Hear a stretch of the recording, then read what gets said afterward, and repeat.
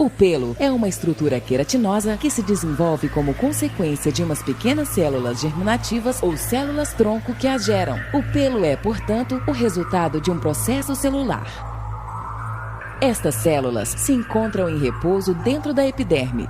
Em um momento determinado e por razões até então desconhecidas, as células se ativam para iniciarem a formação do pelo. É então quando a epiderme se torna mais espessa e as células-tronco começam a migrar para a derme. Uma vez aí, as células-tronco iniciam o processo de criação do pelo, começando pela zona mais profunda. O bulbo está unido como um colchete à papila dérmica. Através da comunicação estabelecida entre o tecido epitelial do bulbo e o tecido conectivo da papila, começa-se a intercambiar mensagens, provocando que estas células iniciem a multiplicação dos queratinócitos na parte mais baixa do bulbo. O pelo é, portanto, a consequência de uma multiplicação celular chamada mitose. A pressão destes queratinócitos para cima é o que obriga o talo piloso a subir até a superfície. O pelo tem a taxa mais alta de multiplicação celular do corpo humano. Isso explica sua incrível velocidade de crescimento de quase 1 centímetro em poucos dias. Esta fase de crescimento pode durar desde uns poucos meses até 10 anos e se chama anágena. Em um momento determinado, se reduz a produção de queratinócitos e o pelo entra em uma fase chamada catágena, que pode durar entre 1 e 3 semanas. O volume do bulbo diminui e se separa da papila, começando a ascender à superfície da epiderme. Esta separação significa a morte do pelo. A partir deste ponto, o pelo se desprenderá com qualquer leve movimento.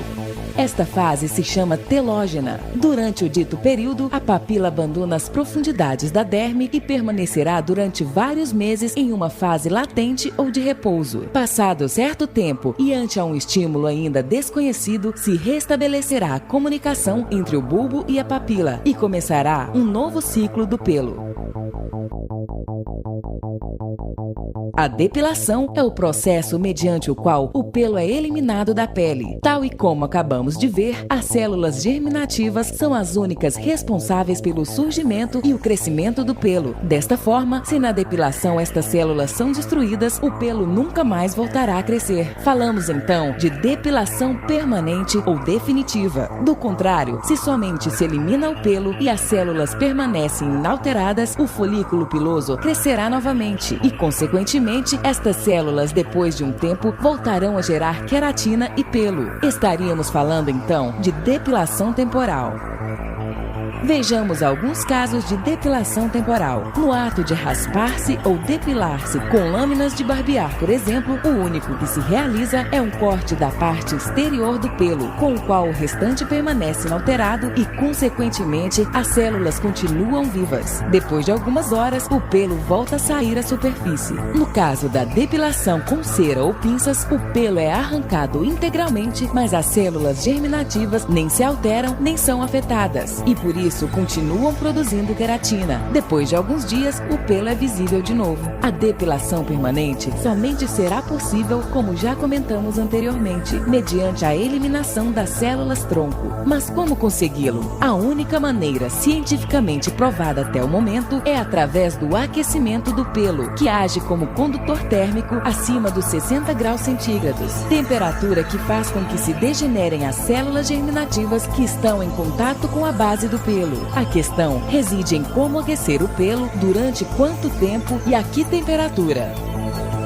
Como aquecer o pelo? O pelo pode ser aquecido graças a uma substância própria chamada melanina, um pigmento que faz, em função de sua maior ou menor quantidade, com que o pelo seja mais ou menos escuro ou moreno. Desta forma, a melanina, além de estipular a cor do pelo, se caracteriza porque é capaz de absorver um determinado tipo de luz e transformá-la em calor. Se a melanina se aquece, o pelo também se aquece. Este pigmento não se aquece com qualquer luz. Somente é feito com luz vermelha pura ou, o que é o mesmo, com laser de diodo. É importante distinguir entre luzes pulsadas e lasers. As luzes pulsadas são de diferentes cores e todas elas juntas. Neste caso, a melanina só absorveria a parte vermelha e, por isso, o pelo se aqueceria muito pouco. Os lasers, ao contrário, emitem uma única cor.